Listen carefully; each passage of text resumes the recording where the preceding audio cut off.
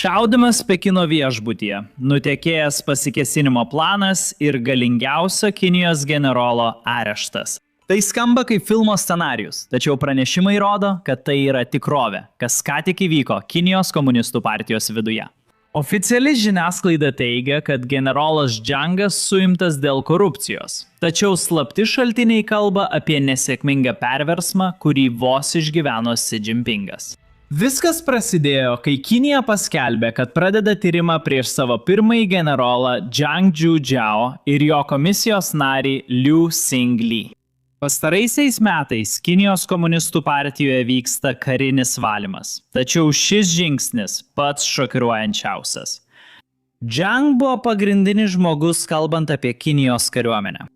Techniniu požiūriu Xi Jinpingas yra vyriausiasis vadas, bet jis politikas, ne kariškis. Zhang kasdien vadovavo kariuomeniai. Jis buvo aukščiausio rango operatyvinis generolas Kinijoje ir techniškai antras žmogus Kinijos kariuomenėje. Dabar, be to, kas daro visą šią situaciją šokiruojančią, yra tai, kad Zhang nebuvo kažkoks varžovas, jis buvo Xi Jinpingo žmogus. Jų tėvai kartu kovoja per Kinijos pilietinį karą, o šie du vienas kitą pažįsta visą gyvenimą. Iš tiesų, Zhang turėjo išeiti į pensiją 2022 metus. Tačiau, kai Xi Jinpingas pradėjo eiti pareigas trečiai beprecedentiai kadencijai, jis iš tikrųjų įtikino Zhang neiti į pensiją. Jis paskyrė jį savo antruoju žmogumi, iš esmės Kinijos jungtinių štabų vadovu. Todėl dabar visi klausia, jei Xi Jinpingas negali pasitikėti net Zhang, kuo jis gali pasitikėti? Ką jis dabar paskirs į tą vietą? Situacija dar labiau apsunkina tai, kad Zhang nėra net antrasis. Xi Jinpingas pastaraisiais metais nuosekliai šalino aukščiausius Kinijos kariuomenės vadus. Xi Jinpingas beveik visus pašalino iš Kinijos centrinės karinės komisijos. Kaip minėjau, tai amerikietiškas jungtinio štabo vadų komiteto atitikmuo, aukščiausia karinė vadovybė šalyje. Vien pernai Xi Jinpingas pašalino 8 generolus, tarp jų ir antrąjį šalyje. Tad kas dabar buvo po Zhango? Iki šios savaitės visi manė, kad už valymų stovi Zhangas, o ne Xi Jinpingas. Tačiau dabar Zhangas dingo. Tai kelia klausimų, ar ne? Taigi pažiūrėkime į vieną iš istorijų, kuri šiek tiek atskleidžia, kas nutiko ir kodėl Zhangas staiga buvo pašalintas iš savo pareigų. Noriu pridėti perspėjimą, nes ši istorija skamba beprotiškai. Dalinuosi su jumis tik todėl, kad ją pasakojo arba pasidalijo jos autorius. Jie paskelbė apie Zhango areštą dar prieš Kinijos pareigūnus, kas gana įdomu. Nemanau, kad buvo didelis laiko skirtumas, bet jį paskelbė kelios valandos anksčiau nei oficialus pranešimas. Ir būtent todėl noriu pasidalinti šią istoriją. Nesu tikras, ar tai tiesa, todėl pasakau tai prieš skaitydamas. Pažiūrėkime. Ši istorija yra iš Shang Yu. Ji yra Kinijos ir Kanados žmogaus teisių aktyvistė. Pasak jos, sausio 19 dieną, tai yra kelios dienos prieš oficialų pranešimą, jos draugas, kurį ji įvardijo kaip poną X, mes jį vadinsime informatoriumi. Informatorius pranešė jai apie Zhang Zhujiao suėmimą ir galimus svarbius įvykius Kinijos komunistų partijoje. Ji buvo per daug užsiėmusi, kad paskelbtų skambutį, bet vėliau paskelbė pokalbio stenogramą. Ponas X'as, kas mūsų informatorius? Sako Zhang ir Liu, tas kitas vyras iš karinės komisijos. Abu jie ruošiasi imtis veiksmų prieš Xi Jinpingą 2026 m. sausio 18 vakarą, Pekino laiku. Ta dieną Xi Jinpingas planavo apsistoti viešbutyje vakarų Pekine. Pastaraisiais metais Xi neturi nuolatinės gyvenamosios vietos. Jis kas kelias dienas keičia vietą. Zhangas ir Liu ketina suimti Xi Jinpingą sausio 18 d. vakare. Tačiau planas nutekėjo prieš 2 valandas iki veiksmo. Ta diena Xi buvo viešbutyje. Jie tikėjosi ten jį pagauti, nes jis dažnai apsistoja viešbutyje ir retai būna toje pačioje vietoje 2 naktis iš eilės. Internete buvo spėliota, kad Xi tai panaudojo kaip masalą išvilioti Zhangą. Ir ši versija gali būti teisinga ar dalinai teisinga. Gavęs perspėjimą prieš 2 valandas, Xi iškart paliko viešbutį ir tyliai suorganizavo kontrsulaikymo operacijas. Django pusė nežinojo, kad informacija jau buvo nutekinta Sea ir veikia pagal planą, išsiųsdama pažangius darbuotojus. Viešbutyje įvyko susišaudimas tarp Django ir Sea pajėgų. Nužudyti 9 SI apsaugininkai ir 10 Django žmonių. Tuomet žmogaus teisų aktyvistas Shangas Yu paklausė, kur buvo Django žmonės? Ar jie dislokuoti kartu, ar išskirstyti? Manta nesakė. Svarbiausia, kad ten buvo Sea ir dislokuota kariuomenė. Sea dažnai keičia viešbučius, sunku jį sulaikyti vienoje vietoje. Informatorius tęsė. Viskas, ką žinau, yra tai, kad Sea sužinojo apie tai prieš 2 valandas ir iš karto ėmėsi arešto. Djangas, Li Ju ir jų šeimos buvo sulaikyti iš karto. Kyla klausimas, kodėl planuoti didelį dalyką, bet nepasirūpinti šeima? Informatorius atsako. Shangas ir Li Yu buvo įsitikinę operacijos sėkme, tad šeimų apsauga jiems neatrodė svarbi. Jei jie būtų viskuo pasirūpinę iš anksto, operacija būtų išdavę. Sea jau turi daug informatorių aplink jų šeimas. Kadangi pokalbis ilgas, viską matysite ekrane arba įdėsiu nuorodą žemiau. Perskaitėsiu svarbiausias dalis.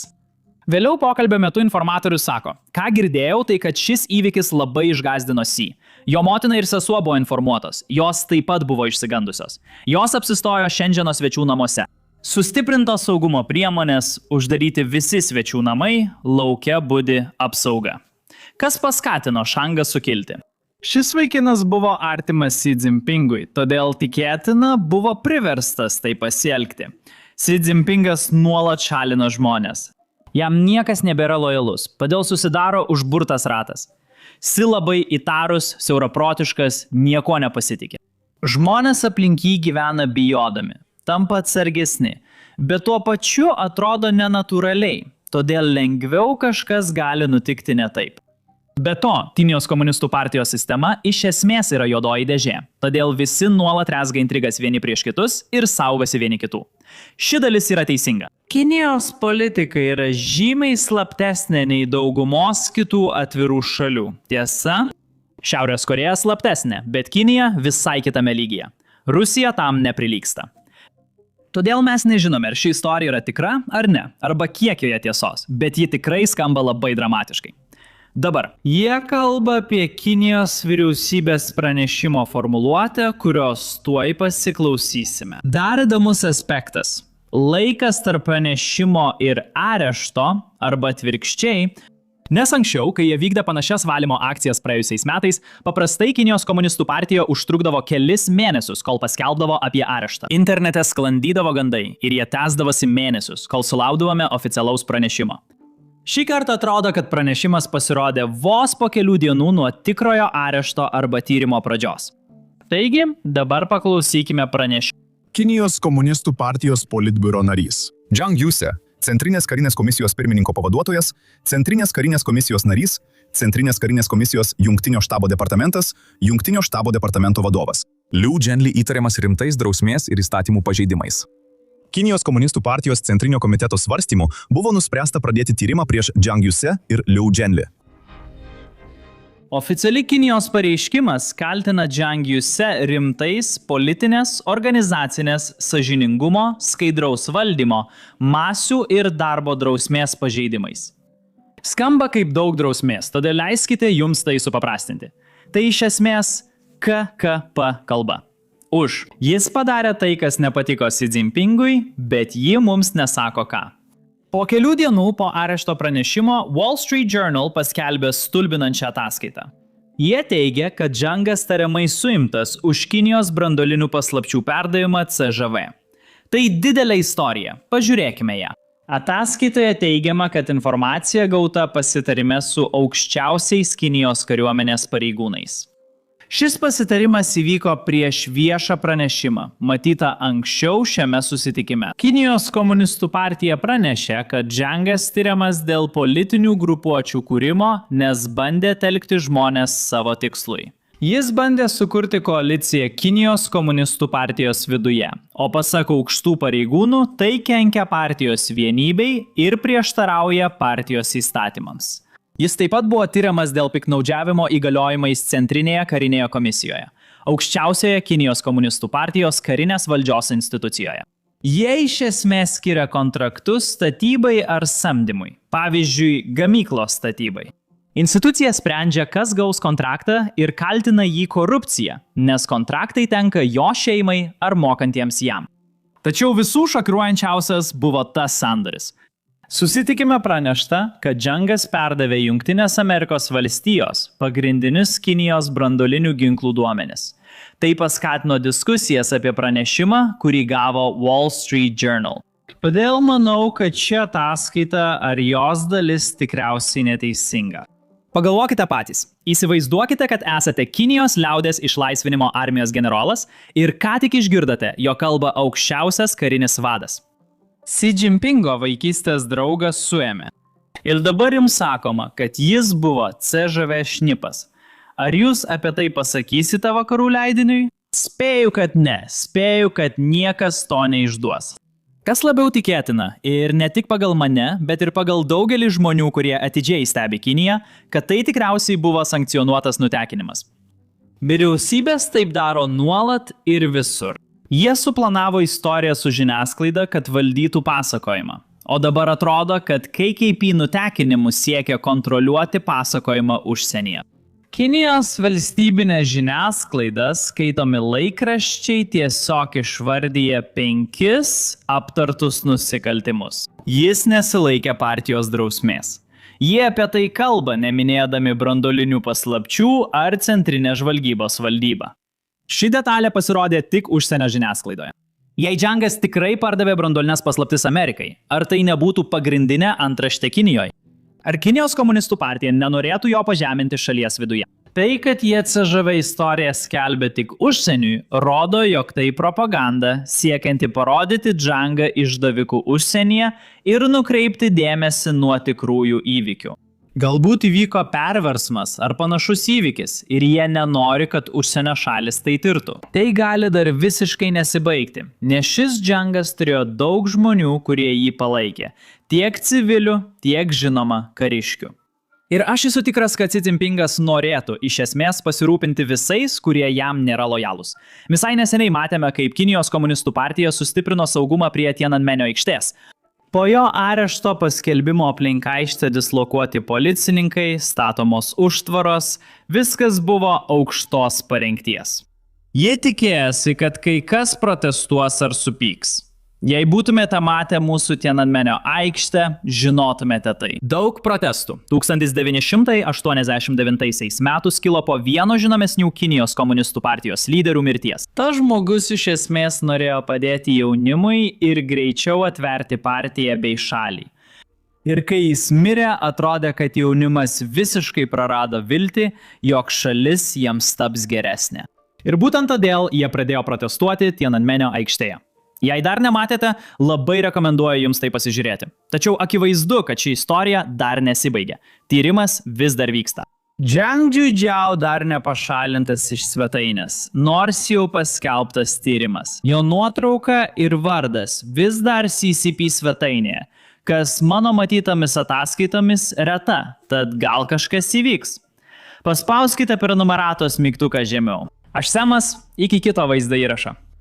Viena iš problemų, kuriant tokius vaizdo įrašus, kuriuose rodome daug dronų smūgių, net jei vaizdo įraše nėra sužeistų žmonių ar Rusijos karių. YouTube dažnai demonetizuoja ar apriboja mūsų vaizdo įrašus. Praėjusią savaitę 4 jų buvo demonetizuoti. Dronų smūgių ir fronto linijos vaizdo įrašai nepatrauklūs reklamuotojams, todėl jie ribojami. Tai šiuolaikinio karo realybė, kurioje ukrainiečiai kovoja dėl išlikimo. Todėl nusprendėme apie tai informuoti ir sukūrėme Basics Insider platformą nuo nulio. Todėl neturime apribojimų. Mums nereikia užtušuoti savo dronų smūgių, nereikia užtušuoti vaizdo iš fronto linijos ir nereikia užtušuoti sunaikinamų Rusijos oro bazių. Be to, mūsų svetainėje iš tikrųjų nėra jokių reklamų. Tokiu būdu mums nereikia cenzūruoti savęs vien todėl, kad reklamuotojams nepatinka, apie ką mes kalbame. Mes nefinansuojame svetainės iš reklamų, ją finansuojame jūsų parama. Taigi, jei jūs esate žmogus, kurį domina tokio pobūdžio turinys, norėdami matyti necenzūruotus vaizdo įrašus ir papildomą turinį, kurio YouTube neįkeliame, prisijunkite prie basicsinsider.com. Galite spausti nuorodą aprašyme arba nuskenuoti QR kodą. Prisijungę matysite visą įkeltą ir būsimą turinį. Taip pat paremsite mūsų kanalą. Ačiū Jums. Aš Semas, pasimatysime kitame įraše.